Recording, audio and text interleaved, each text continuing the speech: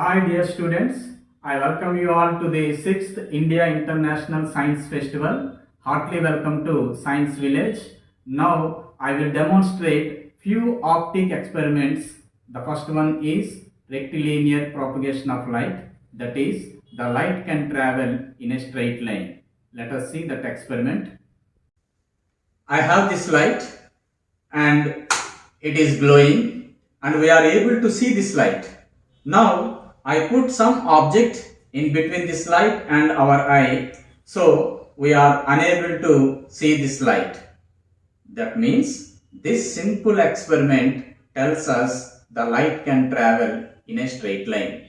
But really, does it travel in a straight line? Let us see another light source. This is laser light and the beam is traveling in a straight line. Cleanly watch this one. And the size of the beam is very small.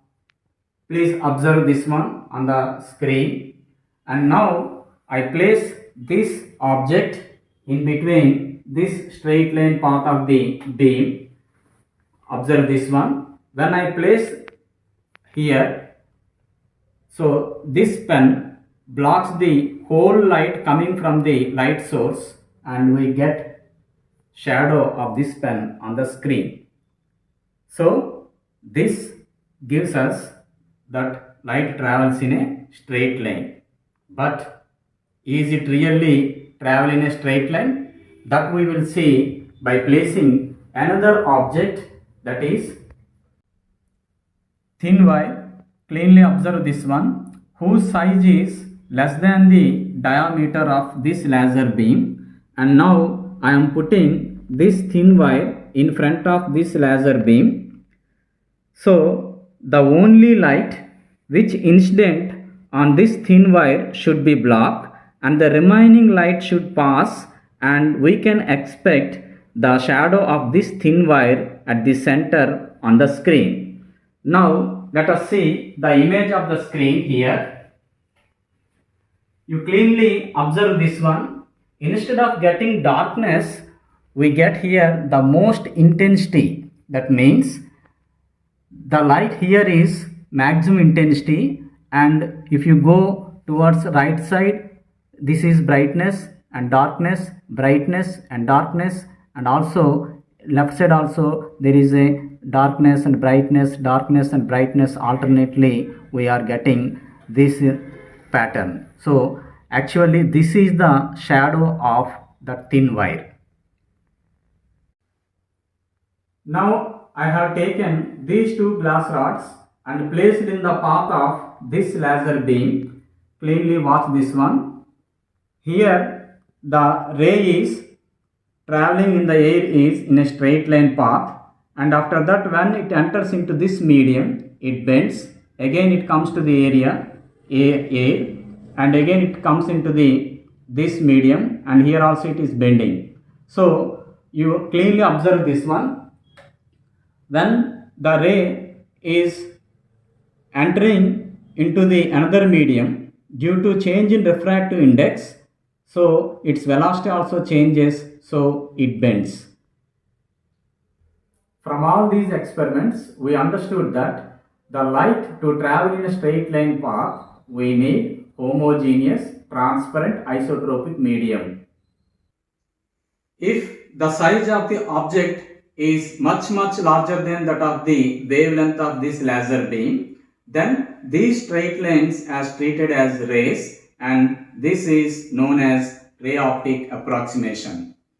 And if the size of the obstacle is comparable to the wavelength of this laser beam, then this ray optic approximation comes under geometric ray optic approximation, and we will talk about reflection, refraction, and all these things are under geometric ray optic approximation. Now come to the next experiment, laws of reflection. We can see the mirror, it is on the horizontal surface, and this is a vertical plane, and this is a laser torch.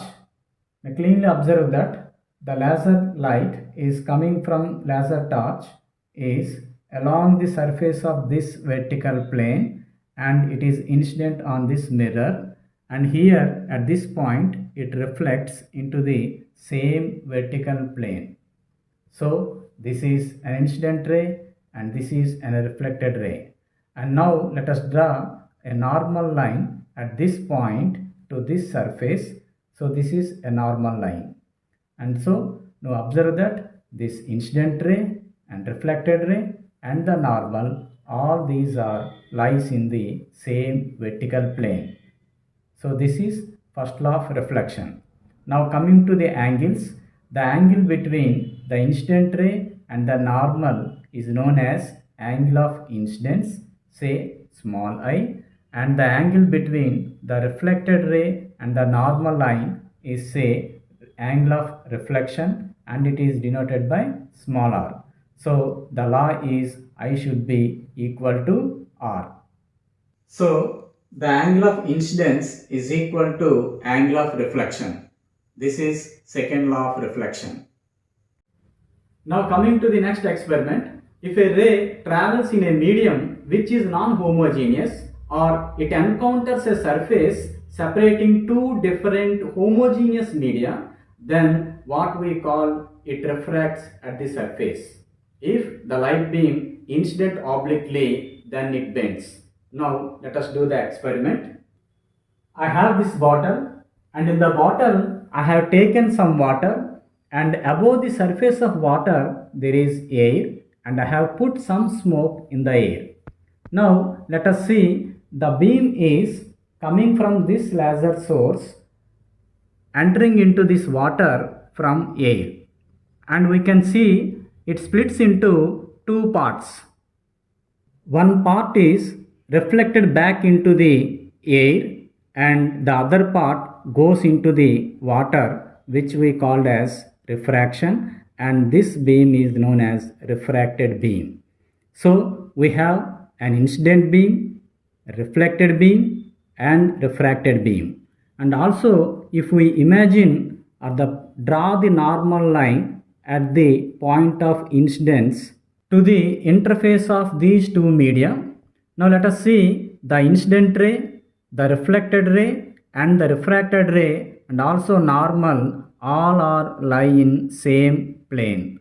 So we cannot explain laws of reflection separately and laws of refraction separately. Now coming to the angles, the angle between the incident ray and the normal is known as angle of incidence, denoted by small I, and the angle between the refracted ray and the normal is known as angle of refraction, denoted by small r. Now sine angle I divided by sine angle r is equal to the speed of light in air, say v1, to the speed of light in water, say v2, that is sin I by sin r is equal to v1 by v2. But clearly observe that angle I is more and angle r is less. So sin I is more and sin r is less. What does that mean? v1 is greater than v2. So the speed of light in air is more and speed of light in the medium, that is in water, it is less. In this situation, the ray is entering from water into air. Here clearly observe that the angle of incidence is less and angle of refraction is more. Now as I am increasing the angle of incidence, clearly watch that angle of refraction is also increases. Now I am increasing lightly, so angle of refraction also increases. It is increasing, now it is increasing, and I am increasing the angle of incidence. Angle of refraction also increases. Cleanly watch this one. Now at particular angle of incidence, the angle of refraction is 90 degrees. Here cleanly watch this one. Here the ray travels along the interface of the two media. That's why the angle between the refracted ray and the normal is 90 degrees. And in this particular situation, the angle of incidence is known as critical angle. Now, if I increase this angle of incidence greater than the critical angle, then the ray completely reflects into the same medium. Clearly what this one? The ray will not enter into the second medium, that is into air. So, it is completely reflected into the water. So, this is known as total internal reflection. For total internal reflection, the ray must obey two conditions. The first condition is the ray must travel from denser medium to rarer medium. And the second one is the ray must incident with an angle greater than the critical angle. Then only total internal reflection will occur. So let us see the experiment. This is a fiber rod. It is generally known as an acrylic rod and its refractive index is 1.5. Around this there is a air and the refractive index of air is 1. Now comparing these two refractive indices, since the refractive index of this material is more than that of the air, it acts as a denser medium and the air acts as a rarer medium. So first condition is obtained. For the second condition, I incident the laser beam with an angle greater than critical angle inside the rod. Let us see that the ray will not escape from this medium and it can travel with velocity of light for long distances in the same medium without loss of any energy. So this is the main advantage of using optical fibers in communication. This is another fiber wire and it has more number of turns. Cleanly watch this one. Now I incident the laser beam in this direction, but it can travel throughout the fiber due to total internal reflection. Let us observe, even though it has more number of bends, but it cannot escape from this fiber wire and it travels throughout the fiber due to total internal reflection.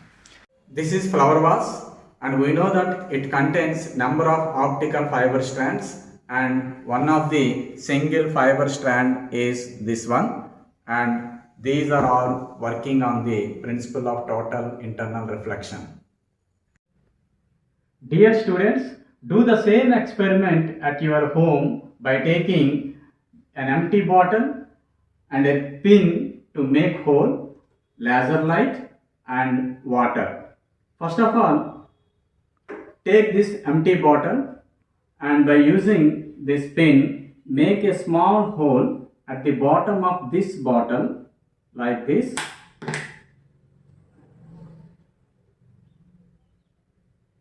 And now, by closing this hole with our finger, fill it with water.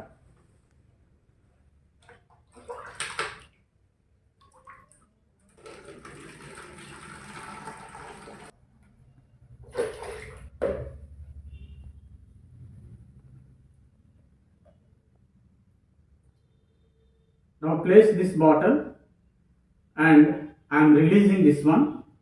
Keenly watch this one, how the water falls from this bottle. And now I incident the laser beam from the opposite side of this bottle like this. You keenly watch this one, how the laser beam travels along the water. Now keenly watch this one, how the light ray travels along the water. You please observe this one. Here, due to total internal reflection, the ray will not come from this water and it travels throughout the water like this. This is total internal reflection. So dear students, do this at your home and enjoy. Now coming to our next experiment, see these two blocks, one is blue in color and the another one is red in color.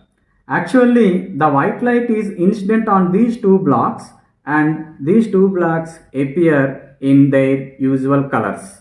Now I incident different light beams by using screen flashlight app in this mobile. When I incident blue light on these two blocks, here the blue block appears blue in color, whereas the red block appears darkness, no color means blackish in color. Here the blue block reflects the blue light and appears blue in color, whereas this red block absorbs the blue light, so it doesn't have any color and it looks like blackish. Now I incident the red light on these two blocks. Let us see. So this is red light. Keenly watch this one. Here the blue block is appear in blackish, whereas the red block appears in red in color. Here the red block reflects the red light and appears in red in color, whereas this blue block absorbs this red light, so it appears darkness or no color or blackish in color. So if we incident white light on these two blocks, then see here I am trying to incident the white light. See, this is white light. How these two blocks are appears now? Blue block is appearing in blue in color, red block appears in red in color. So from this experiment we understand that white light consists of all the colors. Now coming to our next experiment, prism. I think you are all familiar with the prism. It has three rectangular surfaces. One is here and this is second one and this is third one. And we are using these two refracting surfaces only, and this one is considered as base of this prism.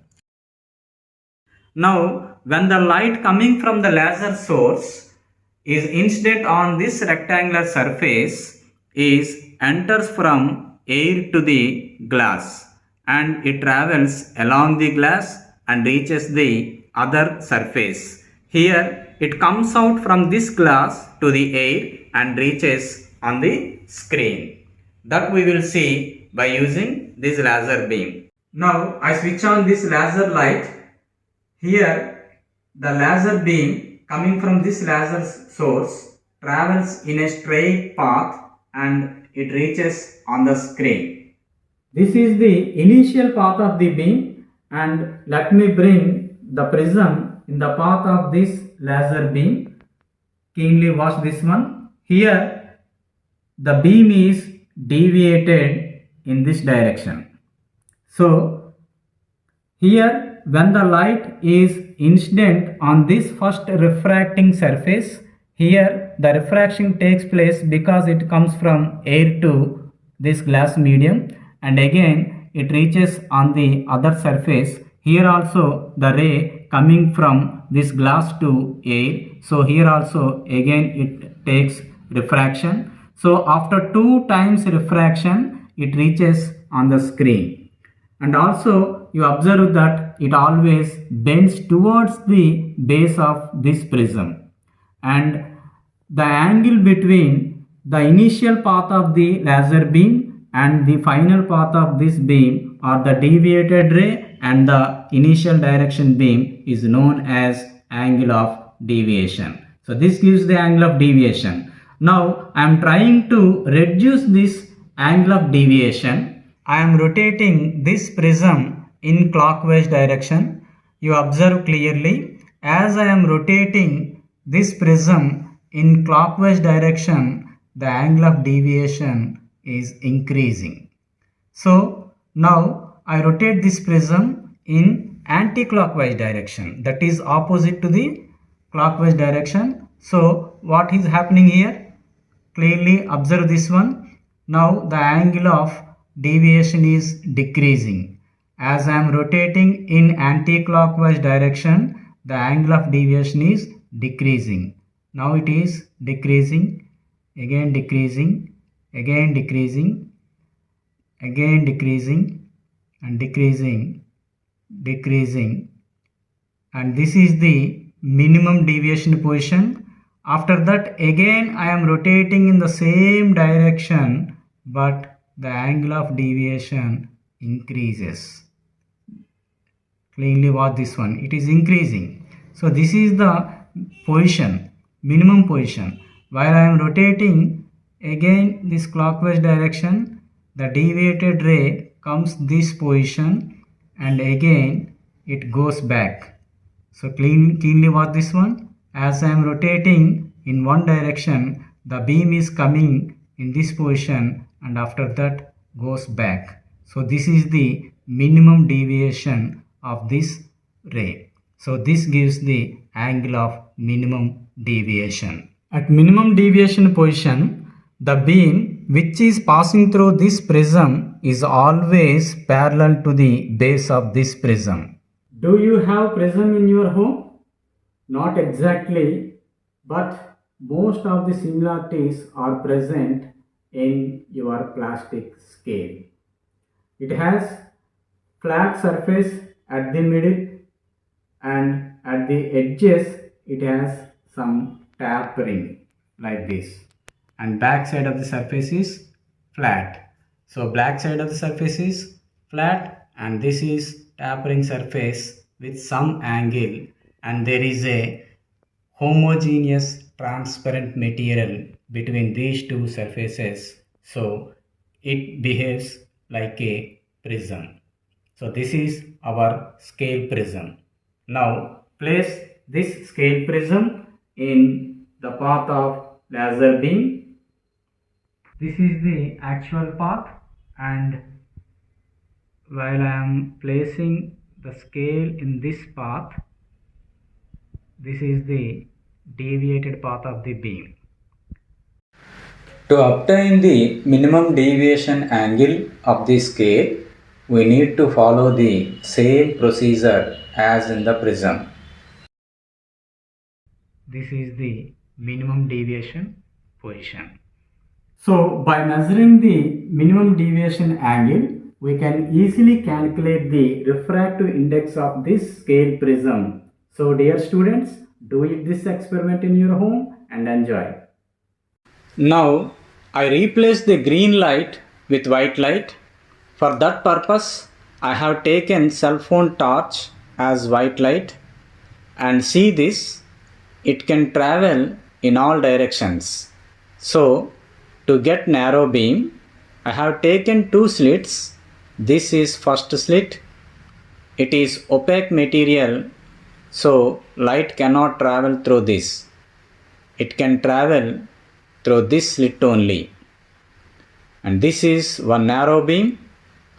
Now I have taken another slit to get further narrow the beam. See the beam coming from second slit. It is very narrow. This narrow beam travels in straight line and reaches the screen. Keenly watch this. Now I place the prism in the path of white light beam. See the deviation? Yes, it is deviated. Here the light beam does not travel in straight line. It bends. So how it bends and deviates from its original path? This angle is known as angle of deviation. Actually, if the prism is not there, then the white light travels in straight line. Since we are placing the prism in this path at first surface and from the second surface, the beam refracts and the emerging beam bends towards the base of the prism. Here, the refracted beam deviates from its actual path, and the angle between these two is known as angle of deviation. If we observe carefully, it splits into 7 colors. This splitting of light is known as dispersion. Here keenly observe, this is red color, yellow, light green, blue and violet. We place a screen which clearly shows the dispersion of light. See how beautifully the light has dispersed. Here all colors are visible very clearly: red, yellow, green, blue and violet. See these colors very clearly. So in this way the white light splits into 7 colors. This splitting of white light into its constant colors is known as dispersion of light, and the band of these colors known as spectrum. Now let us see the minimum deviation angle. When I rotate the prism in clockwise direction, you have to observe the angle between direct beam direction, this one, and the spectral lines which is formed by this prism. Now I am rotating in clockwise direction. Observe that angle of deviation also increases. Observe the position of deviation with respect to the line on the screen. Here angle of deviation is increasing. So to decrease the deviation, I have to rotate this prism opposite to the clockwise direction, that is in anti-clockwise direction. Now I am rotating the prism in anti-clockwise direction. So the deviation angle here decreasing, and further rotating the angle of deviation also decreasing, and it is decreasing, and at a particular line it reaches that line, and even I am rotating in the same direction, the angle of deviation now increases. Keenly watch this one. Now it is increasing. Now I am rotating in clockwise direction, so the angle of deviation is decreasing. Now it is decreasing. I am rotating in clockwise direction only. So keenly watch this. It comes to the reference line, and on further rotating in clockwise direction, the deviation angle increases. Let me rotate it faster so that you can observe the deviation of the angle.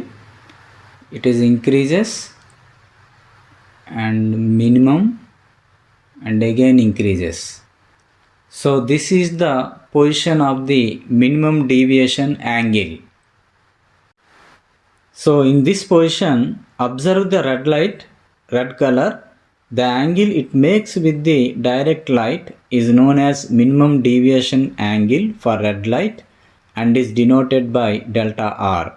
Similarly, for violet light, the angle it makes with the direct light is known as minimum deviation angle for violet light, and it is denoted by delta V. So the difference between these two angles, that is for red color and for violet color, delta R and delta V respectively, gives the angular dispersion. So it is the difference between the minimum deviation angles of those two colors. We can observe the direction of propagation in the prism. Here at minimum deviation position, the rays which are passing through the prism always parallel to the base of the prism. This happens because at the minimum deviation position, all the colors travels least distance. Now I am inserting the second prism in the direction of the spectrum formed by the first prism, but in inverted position. Carefully observe how the light bends towards the base of the prism. Now there is no spectrum. We can only see the white light. This is direct incident beam, and the final emerging beam also white. So now we know that the first prism splits white light into 7 colors, whereas the second prism recombines all the 7 colors into white light. So from this experiment we understand that white light consists of all the colors. Now, coming to our next experiment, finding the refractive index of given water. For that, we need one plastic transparent container and one transparent sheet, 3 glass tumblers, marker, laser light and water. So, first of all, I have fixed this transparent sheet on the back side of this plastic container with cellophane tape.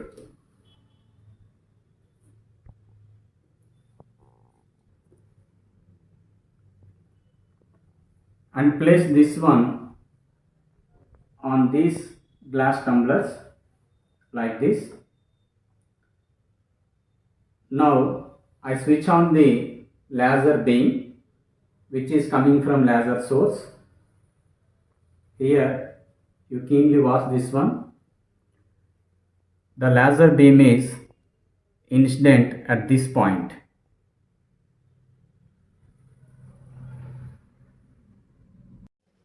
Here the beam travels in air, that means homogeneous transparent medium, so it travels in a straight path and incident at this point. Now I am marking this one at the bottom of the container with marker, and this point is noted as C. Now I fill the container with water. Here observe that the ray enters into the water from air. Hence the refraction takes place. So the ray bends in the water and reaches the bottom of the container. Now I am marking this point and noted as B. Initially we noted here this one is point C without water. Now with water we noted this point as B. Now we keenly observe that the beam incident on the interface of this point. So this is known as incident point, and this beam is incident ray and the ray in the water is refracted ray. Now I insert the scale exactly at the point of incidence of this laser beam on the interface of these two media. This is exactly 3.5 centimeters height, that is depth of the water is 3.5 centimeters, and also I am noting the bottom of the scale as point A, and this is point B, and the bottom of the scale is point A, and the refraction point is point B, and without water that is point C. So by drawing the ray diagram we can easily calculate the refractive index of water, so that we will see. Now I removed the transparent sheet from this container, and this is point C and this is point B and this is point A. So now I am measuring from B to C, it is 2.8 centimeters, and from A to B it is 3.2 centimeters. So AB distance is 3.2 and BC distance is 2.8 centimeters. Now by drawing the ray diagram and substitute the values in the equation mu is equal to sin I by sin R, we get the refractive index of water as 1.3. In this way, we can easily calculate the refractive indices of different liquids. Next, let us see wonderful and colorful experiment. We can see I have a convex lens, most popularly known as magnifying lens, and I have put one opaque disc here at the center of this lens so that the rays will travel through only angular part of this lens. And now I placed this on V-shaped stand and I have a torch.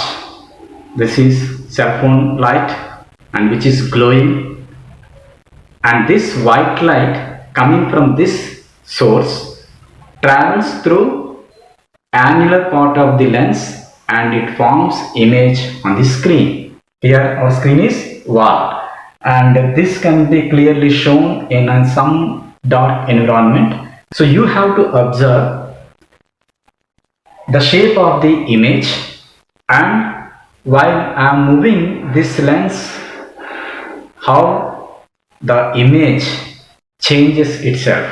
So here the white light is coming from this cell phone torch, and this white light passes through angular part of this convex lens and forms the image on the screen. So clearly observe that this image is in the form of ring. if we observe the ring carefully, the center part of the ring is dark. Inner periphery of the ring is bluish in color and outer periphery of the ring is reddish in color. Since we fixed the opaque disc at the center, these rays will not travel through this. So only travels through angular part of the lens, and after refraction it can be splitted into different colors. Here this is darkness and blue is inner periphery of the ring and red is outer periphery of the ring, and also we are observing yellow somewhere in between these.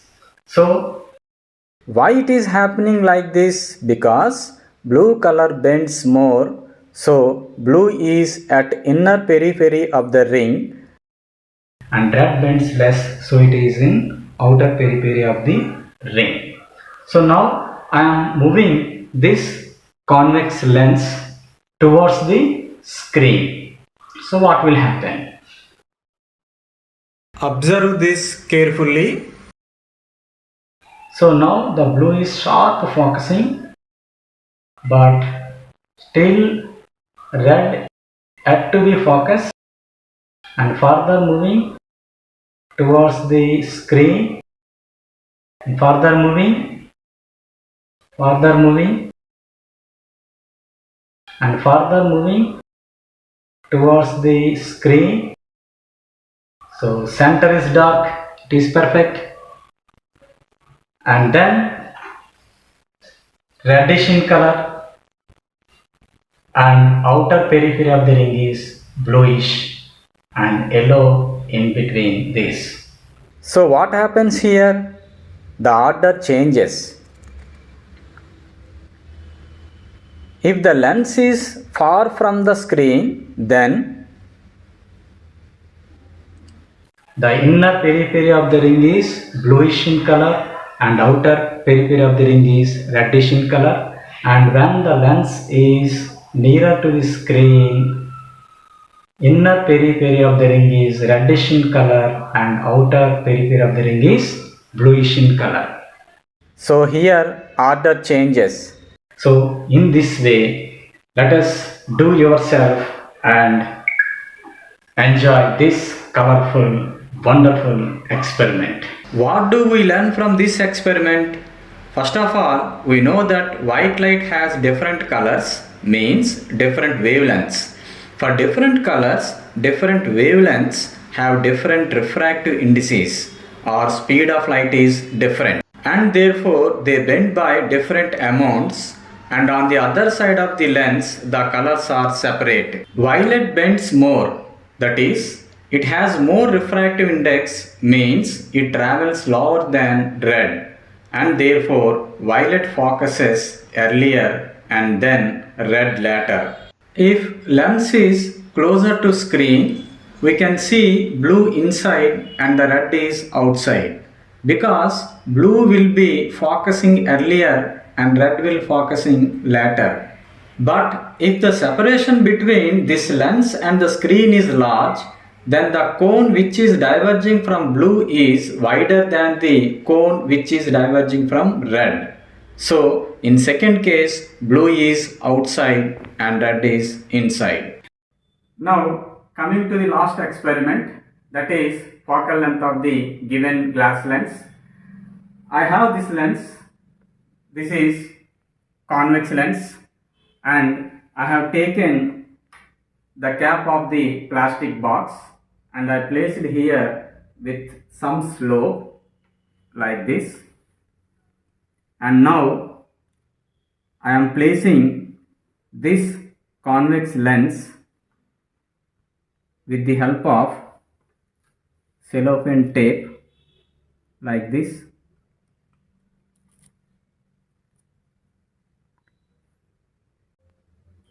This is laser source, and when I switch on this laser source, the laser beam coming from this laser source incident normally at the center of the lens, and it is not deviated and it travels in a straight line path. So it is treated as a principal axis of this lens. Now I incident another beam at the edge of the lens. Then keenly watch this one. Here the ray come from lens to the air, so it bends more and reaches the principal axis at this point. Now at the other end of this lens also, if I incident the laser beam, keenly watch this one, this ray also bends more and reaches at this point. So you cleanly watch this one. When the parallel beam incident on this lens, after refraction all these rays meet at this point known as focal point of this lens, and if we measure the distance between this focal point and the center of this lens, it gives the focal length of the lens in air. So let us measure that one. It is around 4.6 centimeters. Now I fill this container with some water. You keenly watch this one, the focal point and the focal length of the lens, how it changes in the medium water. You keenly watch this one, the focal point and the focal length of this lens, how it changes. Yes, here is the focal point. So now we can measure this one from center point to the, this is the focal point. It is around 18.9 centimeters approximately. So from this we understand that the focal length of the lens in air is smaller and the focal length of the lens in water is larger. So why it is happening like this? Because the refractive index of glass with respect to water is smaller than that of the refractive index of glass with respect to air. So since the refractive index of glass with respect to water is less, that means the rays bends less and these rays reaches the principal axis far from the lens and it meets at this focus point. Whereas in case of air, the rays bends more and meet the focal point nearer the lens. That's why the focal length of the lens in air is lesser and the focal length of the lens in water is more. So from this experiment we understand that the focal length of the lens varies with the medium.